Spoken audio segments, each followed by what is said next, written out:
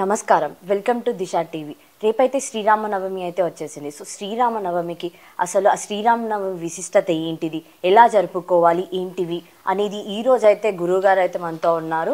So first గురువుగారికి అయితే నమస్కారం చెప్పేద్దాం. నమస్కారం గురువుగారు. నమస్కారం అండి. శ్రీ సూర్యభట్ల విజయ్ కుమార్ శర్మ, హైదరాబాద్. రామాయ రామభద్రాయ శుక్లాం వరదరం విష్ణు శశివర్ణం చతుర్భుజన్ ప్రసన్నవదనం ధ్యాయేత్ సర్వవిఘ్నోపశాంతయే. రామాయ రామభద్రాయ రామచంద్రాయ వేధసే రఘునాథాయ నాదాయ సీతాయ పతయే నమః. ఆంజనేయం మహావీరం బ్రహ్మా విష్ణు శివాత్మకం అరుణార్క ప్రభుశాంతం రామదూతం నమామ్యహం. సో పంతులు గారు, దాని అర్థం ఏంటిది అసలు చెప్పారు కదా, కొంచెం అర్థం చెప్పండి. అంటే ముందు మనం ఏదైనా శుభ కార్యక్రమం ఏది మొదలుపెట్టినా కూడా విఘ్నేశ్వరుడు యొక్క నామాన్ని స్తుతించాలి. విఘ్నేశ్వరుడు అన్నిటికీ ఆది మూల పురుషుడైనటువంటి భగవంతుడు. ఆయన ముందు ఆయనకే మనం ఆరాధించాలి. విఘ్నేశ్వర పద్మజా విష్ణు మహాదేవశ్చ పార్వతి. ముందు విఘ్నేశ్వరుడికి మనం నమస్కారం చేసుకున్నట్లయితే మనం చేసేటువంటి యొక్క పూజా ఫలము అన్నీ కూడా మనకు సక్రమంగా వస్తాయన్నట్టు. అందువల్ల విఘ్నేశ్వరుని ఆరాధించటం. తర్వాత రాముడు ఆయన ఏంది, లోకాభిరాముడు, ఆయన సుగుణాభిరాముడు. అందువల్ల చైత్రశుద్ధ నవమి నాడు శ్రీరామచంద్రుని మనం స్తుతించినట్లయితే మనకు అనుకున్నటువంటి కోరికలన్నీ కూడా నెరవేరి ఆరోగ్యాలు కలుగుతాయనేది శాస్త్రంలో ఉన్నది. అసలు ఈ రాముడు అని అంటే అర్థం ఏంటిది పంతులు గారు? మా రామ అనేది రాముడు రా అనేటువంటి అక్షరము రవికి సూచిస్తుంది అన్నట్టు, సూర్య భగవానుడికి సూచిస్తుంది ఆయన. అందువల్ల రా అక్షరాన్ని క్రీస్తు పూర్వం నుంచే రా అనే అక్షరము శ్రీరామ అనేటువంటి నామధేయం ఉన్నదన్నట్టు. అయితే చైత్రశుద్ధ పాడ్యమి రోజు మొదలుకొని ఉగాది ఏ విధంగా ప్రారంభం అవుతుందో ఆ రోజు శ్రీ అనేటువంటి ఒక నామకరణం జరుగుతుందన్నట్టు. శ్రీ అనేటువంటి నామకరణం. అందువల్ల స్త్రీ ఏంటంటే శుభాన్ని సూచిస్తుంది అన్నట్టు. అందువల్ల ఆ సంవత్సరం అంతే కూడా ఆ శ్రీ అనేటువంటి అక్షరంలోనే ఆ సంవత్సరం అంతే కూడా ఆ భగవంతుని ఆరాధించేటువంటి వాళ్లకు సర్వదా శ్రేయస్కరం. అందువల్ల రా అనేది రవిని సంక్రమిస్తుంది కాబట్టి, రవిని సూచిస్తుంది కాబట్టి, సూర్యభగవాను సూచిస్తుంది కాబట్టి ఆ రా అనేటువంటి అక్షరం వచ్చింది అన్నట్టు ఆయన మొదట్లో. అయితే ప్రతి సంవత్సరం అయితే శ్రీరామనవమి అని అంటే మాత్రం అందరూ వివాహం చేస్తారు, అంటే కళ్యాణం, శ్రీరాముని కళ్యాణం చేస్తారు. అసలు ఎందుకు శ్రీరాముని కళ్యాణం చేస్తారు? శ్రీరాముడు ఆవిర్భించిన రోజు ఎందుకు అసలు మనం కళ్యాణం చేయాలి రాముడికి? శ్రీరాముడికి కళ్యాణం అంటే అమ్మో చైత్రశుద్ధ నవమి నుంచి కూడా బ్రహ్మోత్సవాల ప్రకారంగానే మనము ఆచరణ చేయాలి. అంటే నవరాత్రి దీక్ష భాగంగా ఆ మొదటి రోజు శుద్ధ పాడ్యం నుంచి కూడా మనము దేవతా ఆరాధన ఏ విధంగా మనం ఆరాధిస్తాము, ఆ శాస్త్ర ప్రకారంగా ఆచరణ చేస్తాము. ఆ ముందు స్వామివారి యొక్క కలశ స్థాపన, తద్వారా విఘ్నేశ్వరుడి యొక్క ఆరాధన, ఆ తర్వాత ఆ సర్వతోభద్ర మండలి వేసినటువంటి బ్రహ్మ విష్ణు మహేశ్వర స్వరూపమైనటువంటి ఆ త్రిమూర్తులు, తర్వాత విఘ్నేశ్వరుడు, తర్వాత గౌరీదేవి అన్నట్టు. అంటే విఘ్నేశ్వరుడికి ఆరాధించినట్లయితే ఈ భగవంతుని స్వరూపం ముందు మనం ఆరాధిస్తాము. విఘ్నేశ్వరుడికి ఆరాధించిన తర్వాత గౌరీదేవిని కూడా ఆరాధించాలి. అంటే స్త్రీ దేవతా స్వరూపాలలో ఒక గౌరీదేవి చాలా ప్రాముఖ్యమైనది అన్నట్టు. ఆ గౌరీదేవిని మనం స్తుతించినట్లయితే ఆ స్త్రీ స్వరూపంలో ఉన్నటువంటి భగవంతులు అందరికీ కూడా మనం ఆరాధించినట్టు పుణ్యం కలుగుతుంది అన్నట్టు. అందువల్ల గౌరీదేవికి అక్కడ ఆధిపత్యం ఇచ్చారు. విఘ్నేశ్వరుడు, వినాయకుడు ఏ విధంగా మనం అందరికీ తెలిసిన విషయమే. ఏదైనా విఘ్నేశ్వరుడికి ఆధిపత్యం ఇచ్చారు కదా, అట్లనే స్త్రీ దేవతా స్వరూపాలలో గౌరీదేవతకు ఆధిపత్యం ఇచ్చారు. అందువల్ల ఆ విధంగా ఆరాధించినటువంటి వాళ్ళమై ఈ బ్రహ్మోత్సవాల భాగంగా మొదటి రోజు నుంచి కూడా నవమి, చైత్రశుద్ధ నవమి వరకు కూడా 9 రోజులు ఆ యొక్క భగవంతునికి, శ్రీరాముడికి పూజా విధానాలని కూడా ఆచరణ చేయాలి స్వామివారికి. ఆ విధంగా నవమి రోజు ఎందుకనగా అంటే ఆ శ్రీరామనవమి రోజు ఆయన జన్మించాడు. అయితే అక్కడ చెప్పబడింది భగవత్ స్వరూపం ఆయన అప్పుడు జన్మించాడు, ఆయనకు కళ్యాణం చేస్తారు. ఈ 9 రోజులు కూడా నవమాసాలుగా ఏ విధంగా మనం గర్భం దాల్చినటువంటి ఒక శిశువు కానీ మగ శిశువుని ఆడ శిశువుని ఏ విధంగా జన్మిస్తుందో అదేవిధంగా శ్రీరాముడు కూడా 9 రోజులుగా ఆ బ్రహ్మోత్సవాల భాగంగా ఆయన అవతరించినటువంటి వాడి ఆ నవమి రోజు ఆయన జన్మిస్తాడు శ్రీరాముడు. అప్పుడు ఆ జన్మించినటువంటి శ్రీరామచంద్రుని మనం అదే రోజుగా లోక సంరక్షణార్థం కళ్యాణాది మనం కార్యక్రమం నిర్వర్తన చేయాలన్నట్టు. అందువల్ల శాస్త్రంలో ఆయనకు కళ్యాణం కూడా లోక సంరక్షణార్థం ఆయనకు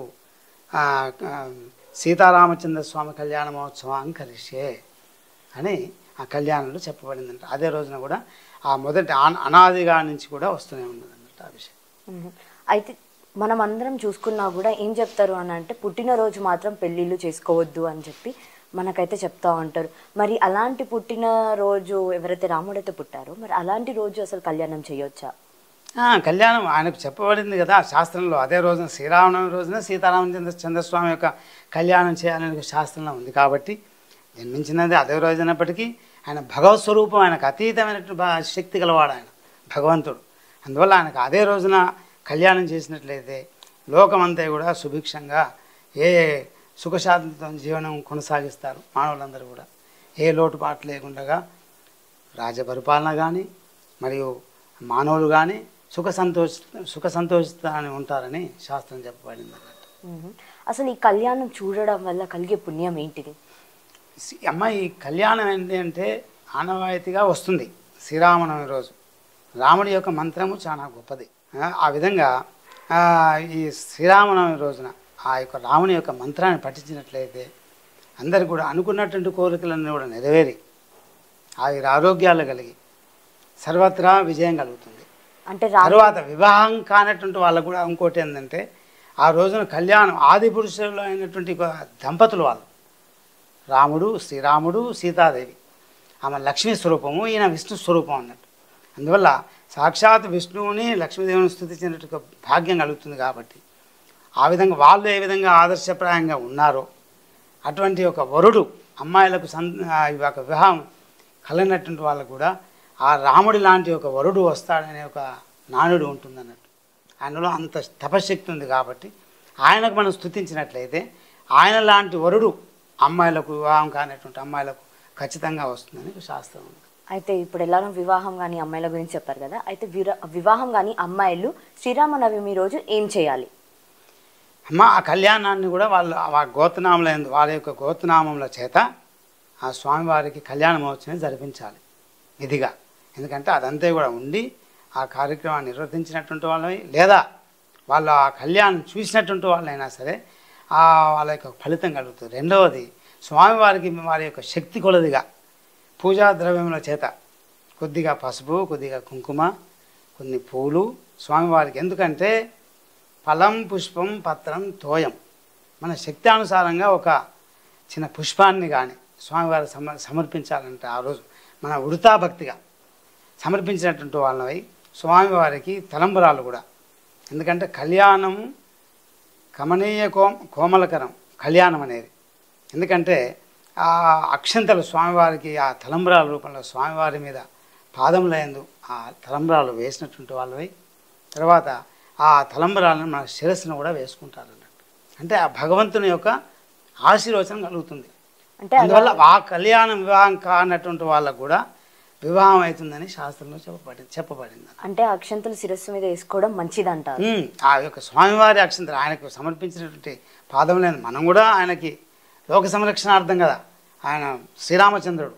అందువల్ల ఆయనలో ఉన్నటువంటి గుణాలన్నీ కూడా ముందు మనం ఆయనకు స్వామికి నమస్కారం చేసినట్టుగా భావించి అక్షంతలు ఆయన పాదములందు వేసిన తరువాత స్వామివారికి మళ్ళీ ఆ అక్షంతల్ని మనం శిరస్సులో వేసుకోవటం ఆనవాయితీ అన్నట్టు. అంటే కొంతమంది ఏం చేస్తారు అంటే ఇంటికి తీసుకెళ్తారు కదా, అలా తీసుకెళ్ళొచ్చా? మంచిదేనా? ఇంటికి కానీ ముత్యాలు ఇంకొకటి స్వామివారి యొక్క కళ్యాణ మహోత్సవంలో ఏంటంటే ముఖ్యమైనది ముత్యాలు కూడా స్వామివారికి సమర్పిస్తారు. ఆ ముత్యాలు కూడా స్వామివారికి సంబంధించిన తీసుకువెళ్ళిన తర్వాత కళ్యాణం అయిన తర్వాత కూడా ఆ ముత్యాల తలంబ్రాలని, అంటే ఒక తలంబ్రాలే పవిత్రము. అందులో ఏంటి ముత్యము అనేది పరిశుభ్రతకు ప్రాధాన్యతది, స్వచ్ఛతకు అన్నట్టు ప్రాధాన్యత. అంత స్వచ్ఛత ఉంటుంది. ఆ ముత్యం ఎలాంటి తెల్లటి గా ఉంటుందో ఆ విధంగా ఆయన మనస్సు, భక్తి, శ్రద్ధ అన్నీ కూడా అలాంటి ముత్యంలాగా అట్లా జగజ్జగాయమానముగా ఇట్లా మెరిసేటువంటి ఒక ముత్యం మెరుస్తుందో అదేవిధంగా ఆ ముత్యాలను మనం తీసుకెళ్ళి భగవంతుని దగ్గర ఇంట్లో వేయాలట. వేసి అప్పుడు ఆ భగవంతుని నమస్కారం చేసి స్వామివారికి అప్పుడు మనము స్వామివారికి తీర్థప్రసాదం తీసుకోవాలన్నమాట. సో పంతులు గారు ఆ రోజు అసలు ఏమేం చేయాలి, అసలు ఎలా పాటించాలి, ఇంట్లో కానీ ఎలా ఉంచుకోవాలి మొత్తం? అమ్మ ఆ రోజు ఏంటంటే శ్రీరామనవమి నాడు ముఖ్యంగా నవమే కాకుండా ముందు ఆ 9 రోజులు కూడా ఉపవాసముల చేత, ఎందుకు అనగా అంటే ఉపవాసం అనేది చాలా గొప్పది, శరీరానికి చాలా ముఖ్యమైనటువంటిది ఉపవాసం అనేది, ఆరోగ్యరీత్యా శుభం అన్నట్టు. అంటే అనారోగ్యాలు కానీ దరిచేరు, మన శరీరానికి అనారోగ్యం రాదు. అందువల్ల ఆ 9 రోజులు కూడా ఈ యొక్క వేసవి రోజులలో కాబట్టి చాలా ఎక్కువ తీవ్రత ఉంటుంది కాబట్టి, వేడిమి తీవ్రత ఉంటుంది కాబట్టి ఆ ఉపవాస దీక్షలు చేసినట్లయితే ఆ వేడిమి నుంచి మనకు శరీరం అనుకూలంగా ఉంటుంది అన్నట్టు. అందువల్ల ఆ 9 రోజులు కూడా ఉగాది మొదలుకొని కూడా 9 రోజులు ఉపవాస దీక్షలు చేసినటువంటి వాళ్ళవి. తర్వాత ఈ విధంగా శ్రీరామ నవమి రోజున మాత్రం స్వామివారి కళ్యాణ మహోత్సవం జరపాలన్నట్టు. అయితే శ్రీరాముడి కళ్యాణ మహోత్సవం అయితే అందరూ అన్ని చోట్ల జరుపుతూ ఉంటారు కదా, మరి ఏది విశిష్టత, అన్నిటికంటే ప్రఖ్యాతత దేనికి ఉంటుంది మరి? అమ్మ అన్నిటికంటే ప్రాముఖ్యత అనేది భగవంతుడు, ఆయన మనం ఆరాధించటం వల్లనే సమస్త జనులకు కూడా శుభం జరుగుతుంది. రామ మంత్రాన్ని పఠించినా సరే శ్రీరామ రామ రామేతి మనోరామే మనోరమే సహస్రనామతత్తులయన్ రామనామవరాననే, అంటే ఆయన యొక్క నామాన్ని ఆ పరమేశ్వరుడే స్తుతించాడట, ఆ విష్ణుమూర్తే స్తుతించాడట. అంటే అంతటి యొక్క శక్తి ఉందంట రామ అనేటువంటి ఒక పదంలో, అంత శక్తి ఉందన్నట్టు. ఆ శక్తి వల్ల ఆ నామాన్ని మనం పఠించితే మనకు కూడా అలాంటి భగవత్ శక్తి అనేటువంటి ఒక ఫలితం మనకు కలుగుతుంది అన్నట్టు. అంటే పరమేశ్వరుడే సాక్షాత్ అన్న పఠించినటువంటి వాడయ్యాడు. ఇక మనమెంత మానవులం కదా, మనం కూడా ఆ యొక్క నామాన్ని పఠించినట్లయితే సర్వదా శ్రేయస్కరం తెలియపరుస్తుంది అన్నట్టు. ఓకే పంతులు గారు, ఆ కళ్యాణం అయిపోయిన తర్వాత అయితే అందరూ పానకము తర్వాత వడపప్పు ఇస్తారు. అసలు ఈ పానకం అని వడపప్పు ఎందుకు ఇస్తారు?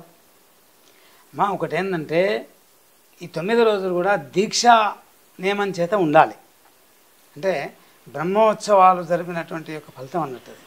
అందువల్ల స్వామికి మనం ఎన్ని నివేదనలు చేసినా కూడా పాయసము, అన్నము, భక్షము అన్నీ కూడా మనం ఆచరిస్తాము, అన్నీ తయారు చేస్తాము స్వామివారికి. దాంట్లో భాగంగా ఏంటంటే ఈ యొక్క బెల్లం నీళ్ళు పానకం అంటారు వాటి, దాంట్లో మిరియాలు, అంటే ఇది కూడా శరీరానికి అనారోగ్యం దరిచేరకుండగానే. అందువల్ల ఆ పానకాన్ని మళ్ళీ తర్వాత మనం వడపప్పు అంటాం, వడపప్పు కానీ మనం నీటిలో నానబెట్టినటువంటి వాళ్ళని కూడా ఆ పప్పును మనం భుజిస్తాం, స్వామివారికి నివేదన చేస్తాం. ఎందుకంటే పచ్చివి శరీరానికి మంచిది అన్నట్టు. పచ్చి వస్తువులు కానీ మనం ఎప్పుడు కూడా ముందు ఆ పచ్చి వస్తువులని భుజించినటువంటి వాళ్ళని కూడా మనం తర్వాత ఈ పానకము చేసినటువంటి ఒక పానకాన్ని మనం భుజించినట్లయితే, స్వీకరించినట్లయితే మనకు అనారోగ్యం దరిచేదన్నట్టు. అందువల్ల ఈ పానకం స్వామివారికి ముందు నివేదన చేసిన తర్వాత మనం స్వీకరించాలని శాస్త్రం చెప్పబడిందండి. శ్రీరామ నవమి రోజు ఏ మంత్రం జపించాలి, ఏ మంత్రం జపిస్తే బాగుంటుంది, అత్యంత శ్రేష్కరం? అమ్మ శ్రీరామనవమి నాడు శ్రీరాముడి యొక్క మూలమంత్రమే ముఖ్యం మనకి. జై శ్రీరామ అన్న ఏం లేదు, శ్రీరామ అన్న ఏం లేదు, తర్వాత శ్రీరామ జయ రామ జయ జయరామ అన్న కూడా ఏం లేదు. ఈ మంత్రాన్ని మనం ఏ విధంగా పఠించినా కూడా శ్రీరామ అనేటువంటి నామం చేత మనం, జై శ్రీరామ అనే నామం చేత కూడా మనం 108 సార్లు ఈ జపాన్ని పఠించాలన్నట్టు. ఆ జపం చేయటం వల్ల ఆ 108 సంవత్సరాలు 108 ఒక నామాలు పఠించటం వల్ల మనకి ఆ అతీతమైనటువంటి ఒక భగవత్ శక్తి మనలో ప్రవేశిస్తుంది అన్నట్టు. అందువల్ల దానివల్ల ఏంటంటే మనం ఉన్నటువంటి నవగ్రహ దోషాలన్నీ కూడా మళ్ళీ దీనికి ఇమిడీకృతమై ఉన్నది. నవగ్రహ దోషాలు మానవులం కదా, మనకు అనునిత్యం ఈ గడియారంలో ముళ్ళలాగా ఎప్పుడు ఈ విధంగా మన చుట్టూ జాతకం తిరుగుతూ ఉంటుందో ఆ జాతక ప్రభావం వలన మనకి తద్దోష నివారణార్థం స్వామివారి కళ్యాణ మహోత్సవం కలిసే అంటే ఆ కళ్యాణాన్ని మనం చేసినట్లయితే లేదా ఆ కళ్యాణాన్ని చూసినట్లయితే మనకు సర్వదా శ్రేయస్కరం. తద్వారా ఈ నవగ్రహ దోషాలు కూడా తొలగిపోతాయి అన్నట్టు. అందువల్ల ఉగాది నుంచి ఉగాది వరకు కూడా మరి అప్పటికి కూడా మనకి ఇంకేమైనా నవగ్రహాల్లో శనేశ్వరుడు కానీ లేదంటే బృహస్పతి యొక్క గ్రహం కానీ లేదంటే రాహు యొక్క గ్రహం కానీ కేతు యొక్క గ్రహం కానీ అనుకూలంగా లేకున్నా కూడా ఈ నామస్మరణ పఠించడం వల్ల తద్దోష నివారణార్థం పోతుంది అన్నట్టు. అంటే 108 సార్లు పట్టించి 108 సార్లు మాత్రం నామజపం ఖచ్చితంగా ఆచరణ చేయాలి. రోజు కూడా ఆ 9 రోజులు, ముఖ్యంగా ఆ 9 రోజులు అయితే మనం పఠించాలి. అంటే గుడిలో చేయాలా లేకపోతే రాముడి ముందు ఇలా కూర్చొని చేయొచ్చా, ఇంట్లో కూడా చేసుకోవచ్చా? అమ్మ వాటికి ఏంటంటే ఇంకా ఒకటి విశేషం ఏంటంటే దేవాలయం అనేది పవిత్రంగా ఉంటుంది. ఏదైనప్పటికీ మన ఇల్లు ఉంటుంది కానీ భగవద్గీత ఎప్పుడు అన్నిత్యం అభిషేకము, నామస్మరణ, పూజా విధానము, అభిషేకము, హోమము, జపతర్పణాలు జరిగేటువంటి ఒక ప్రదేశం కదా. అక్కడ ఒక విశిష్టత ఉంటుంది. దేవాలయం అనేది ఒక విశిష్టత. దేవుడికి మనకు చూడంగానే ఆ భగవంతుడు కనిపిస్తాడు, ఏ ఆలోచనలు ఉండవు. అందువల్ల శ్రద్ధతో మనం భగవంతునికి ఆరాధిస్తాం కాబట్టి మనకి ఆ భగవంతుని యొక్క అనుగ్రహం కలుగుతుంది. దేవాలయమే పవిత్రమైనటువంటిది. దేవాలయంలో ఆచరణ చేయటమే పవిత్రం. లేదా తద్వారా వీలు పడినటువంటి వాళ్ళు, వసతి లేనటువంటి వాళ్ళు, సమయం లేనటువంటి వాళ్ళు ఎక్కడైనా సరే వాళ్ళు ఉన్నటువంటి ప్రదేశంలో కూడా ఆచరణ చేయొచ్చు. ఈ తారక మంత్రం అంటే ఏంటిది అమ్మ? తారక మంత్రం అంటే తారక అనేది భగవంతుడు, ఆయన రాముడి నామమే చెప్పబడింది అక్కడ. తారక మంత్రం మనకు వస్తుంది కదా మంత్ర ఉపదేశంలో కూడా. ఆ మంత్రాన్ని మనం పఠించడం వల్ల మనకు సర్వ సౌభాగ్యాలు కలుగుతాయి. సర్వ సౌభాగ్యాలు కలుగుతాయి. ఈ రాముడిది ఒక ఏదైతే ఉంటుందో అది మొత్తం రామాయణంలో రచించారు. అసలు ఈ రామాయణం నుంచి అసలు మనం ఏం నేర్చుకోవాలి? రామాయణం నుంచి నేర్చుకునేది అంటే రామాయణము మహాగ్రంథం. అది ఒక పవిత్రమైనటువంటి గ్రంథం. అది ఆ గ్రంథాన్ని పఠించడం అంటే భగవంతుని యొక్క, అందుకే ఆ గ్రంథాన్ని ముట్టుకుంటేనే మనకు పవిత్రత వస్తుందంట. అంటే అంత శక్తి ఉంటుంది రాముడి నామస్మరణలోనే ఆ విధంగా ఉంటుంది. అందువల్ల శ్రీరామ రామ రామేతి మనోరామే మనోరమే సహస్రనామ తత్తుల్యం రామనామ వరాననే. అంటే రామనామానికి అంత పవిత్రత ఉంది. పంతులు గారు, అసలు ఈ రామాయణం నుంచి అసలు మనం అందరం ఏం నేర్చుకోవాలి?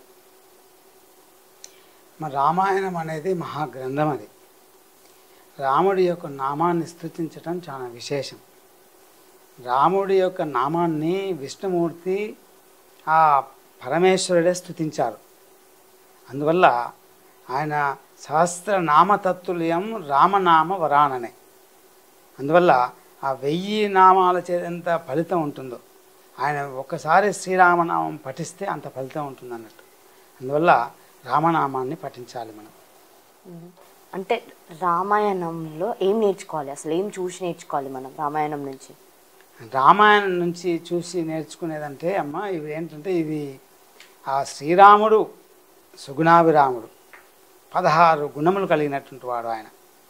ఆ గుణాలలో కూడా మనం అన్నీ ఆయనకు ఆరాధించినట్లయితే, ఆయనకు జపించినట్లయితే, ఆయన్ని స్తుతించినట్లయితే అన్ని గుణములు మనలో వస్తాయని ఒక శాస్త్రం ఉందన్నట్టు. శ్రీరాముడి యొక్క మంత్రంలో అంత ప్రాముఖ్యత ఉందన్నట్టు. అన్ని గుణాలు కూడా మనకే వస్తాయి కాబట్టి ఆ శ్రీరాముని మనం స్తుతించడం చాలా విశేషం. అసలు రామాయణం నుంచి నేర్చుకోవాల్సింది ఏంటి అని అంటే మాత్రం అందరూ ఏమంటారని అంటే, ఒక తల్లిని ఎలా గౌరవించాలి, ఒక స్త్రీని ఎలా గౌరవించాలి, ఒక భర్తని కానీ భార్యని కానీ అన్నీ నేర్చుకోవాలి అని అంటారు. నిజంగానే అలా నేర్చుకునేలానే ఉందా లేదా? ఇంకా రాముడి యొక్క స్వభావం ఏంటంటే ఆయన గుణవంతుడు, తరువాత వీర్యవంతుడు, ధర్మాత్ముడు, కృతజ్ఞతాభావం కలిగినవాడు, సత్యము పలికేవాడు, దృఢమైన సంకల్పం కలిగేవాడు, చారిత్ర్యము కలిగినటువంటి వాడు, అన్ని ప్రాణులను మంచి కోరేవాడు, విద్యావంతుడు, సమర్థుడు, ఎన్నిసార్లు చూసినా ఇంకా చూడాలనిపించేంతటి సౌందర్యము కలిగినవాడు, ధైర్యవంతుడు, క్రోధాన్ని జయించినవాడు, తేజస్సు కలిగినవాడు, ఎదుటి వారిలో మంచిని చూసేవాడు, అవసరమైనప్పుడు కోపాన్ని తెచ్చుకోగలిగేవాడు. అన్ని 16 రకాలైనటువంటి గుణాలు ఉన్నాయి ఆయనలో. ఆ విధంగా ఆయనకు ఆరాధిస్తే మనకు ఆయనలో కొంతైనా మనకు వస్తుంది అనే భావన చేత ఆ శ్రీరామచంద్రుని మనం నామాన్ని పఠించాలన్నట్టు. ఓకే. ఆ, అంటే ఆయనకి సంతోషం అనేది ఇప్పటిదాకా దక్కలేదంటారు, అది నిజమేనా? ఆయన నిరంతరం కూడా ధర్మ కార్యాచరణకే ఆయన నిమగ్నమై ఉన్నాడు ఆయన. అందువల్ల ఎన్ని కష్టాలు వచ్చినా సరే మనం ధర్మాన్ని మాత్రం వీడనటువంటి వాడు ఆయన. అందువల్ల శ్రీరామచంద్రుడు ఆయన ఎప్పుడూ తన జీవితంలో కష్టమైనటువంటి బాటనే ఆయన ఎంచుకున్నాడు. అందువల్ల ఆయన తండ్రి మాట ప్రకారంగా కూడా అరణ్యవాసం అజ్ఞాతవాసాన్ని కూడా ఆయన చేయగలిగినటువంటి వాడు. అంత సమర్థుడయ్యాడు ఆయన. అంటే అంత కష్టాన్ని కూడా ఆయన భరించగలిగినటువంటి యొక్క శ్రీరామచంద్రుడు మనకు ధర్మాన్ని, మానవులు ధర్మాన్ని ఏ విధంగా ఉండాలి అని ఆయన ఈ విధంగా ఆచరించినటువంటి వాడాయన. మనకు తెలిసేటట్టుగా ఆయన చూపించినటువంటి వాడయ్యాడు ఆ శ్రీరామచంద్రుడు. అంటే ఎందుకని అలా కష్టాన్ని ఎంచుకున్నారు మరి? అంటే కష్టము అనేది ధర్మం కొరకి. అంటే మనము నిరంతరము సుఖంగా ఉన్నట్లయితే భగవంతుని యొక్క ధ్యానం అవసరం లేదు.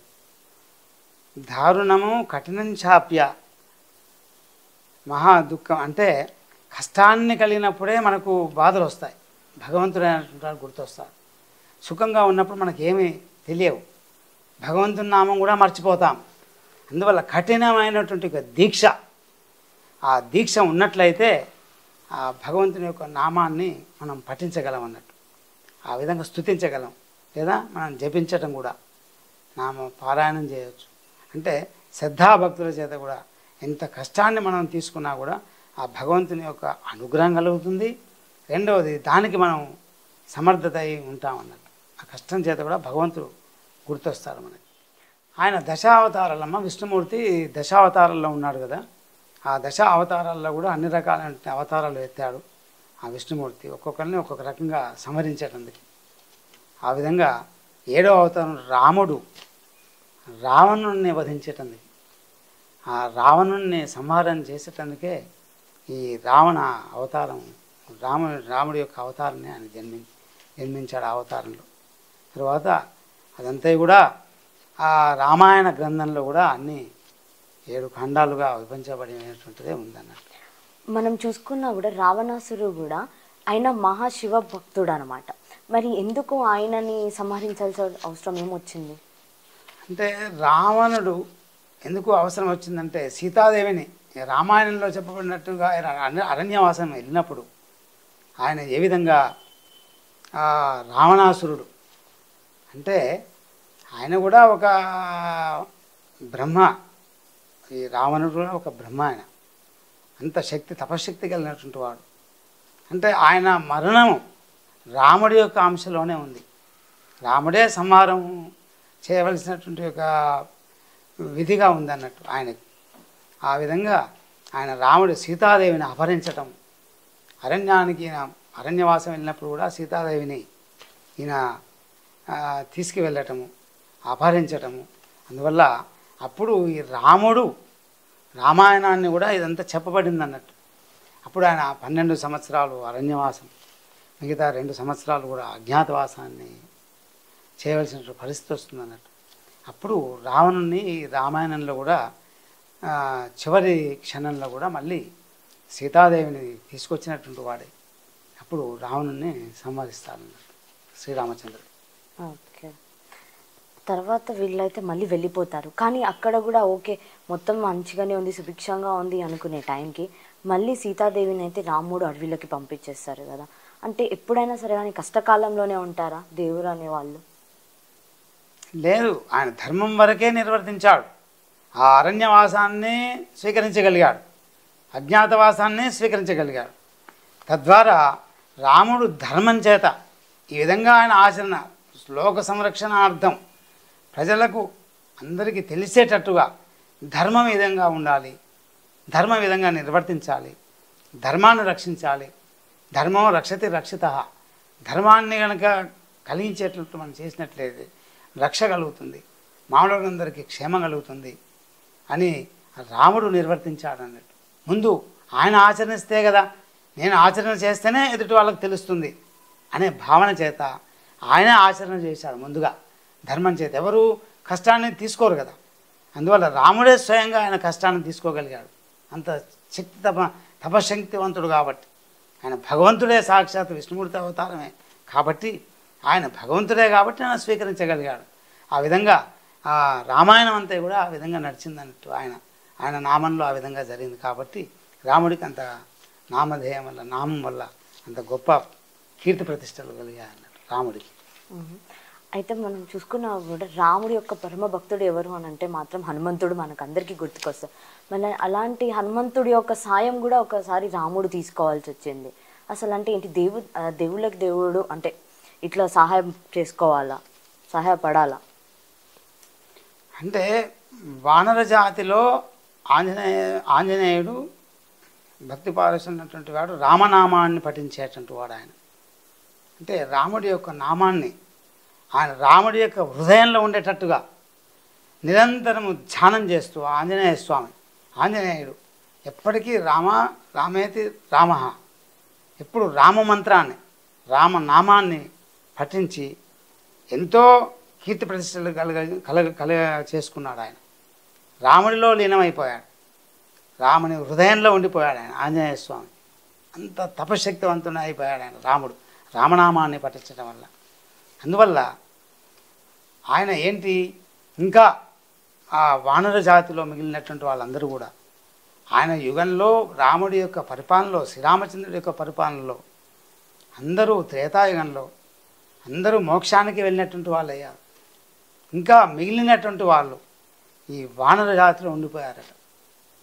ఈ వానర జాతిలో ఉండిపోయారు వాళ్ళందరూ కూడా ఈ రాముడి యొక్క నామాన్ని పఠిస్తూ, అయ్యా రాముడికి మనం సహకారం చేయాలి, కొండంత దేవుడికి మనం కొండంత పత్రి వేయలేం కదా, ఆ భావన చేత మేము కూడా రాముడికి మా తోచిన ప్రాయంగా మేము ఆయనకు సహకారం ఇవ్వాలి అనే ఉద్దేశం చేత రాముడు ఈ ఆంజనేయుడు రాముడికి సహకారం చేశాడు. అందువల్ల ఆ సముద్రాన్ని కూడా ఆయన వెళ్ళినటువంటి వాడే, సప్త సముద్రాలు కూడా వెళ్ళినటువంటి వాడే కూడా ఆ సీతాదేవిని తీసుకొని కూడా సహకారం అందించాడు ఆయన. ఈయన సహకారం వల్లనే ఆ సీతాదేవిని కూడా ఆ లంకానగరం నుంచి కూడా తీసుకొచ్చినటువంటి వాడే అన్నాడు. అందువల్ల ఆ రాముడికి సహకారం చేస్తే మా వానర జాతి అందరం కూడా మోక్షానికి వెళ్ళాలి, ఆ భావన చేత ఆయనకు సహకారం చేశాడు ఆంజనేయ స్వామి.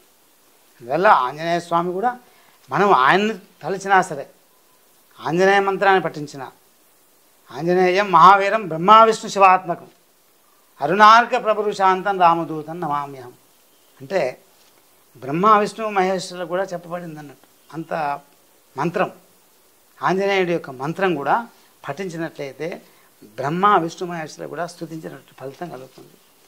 తర్వాత రాముడికి ఆయన రామనామాన్ని చేయటంలో రాముడికి సమర్పణ జరుగుతుంది.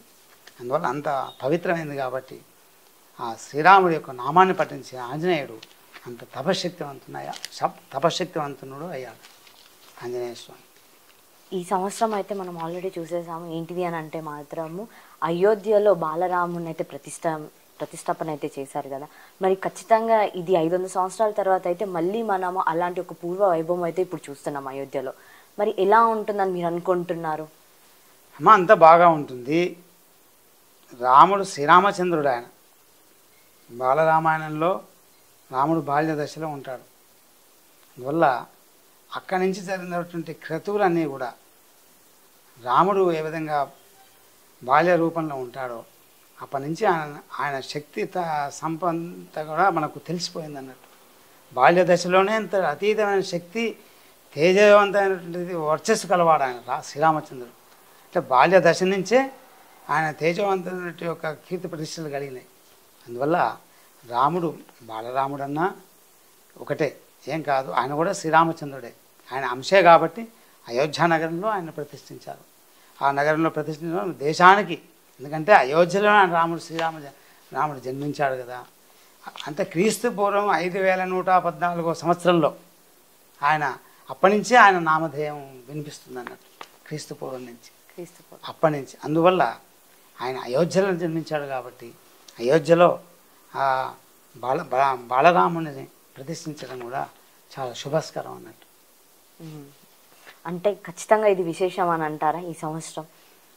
అమ్మ ఈ సంవత్సరం విశేషమే అయినప్పటికీ ఎప్పుడూ జీవితంలో అనునిత్యం ఒడిదుడుకులు ఉంటూనే ఉంటాయి, కష్టాలు ఉంటాయి, సుఖాలు ఉంటాయి.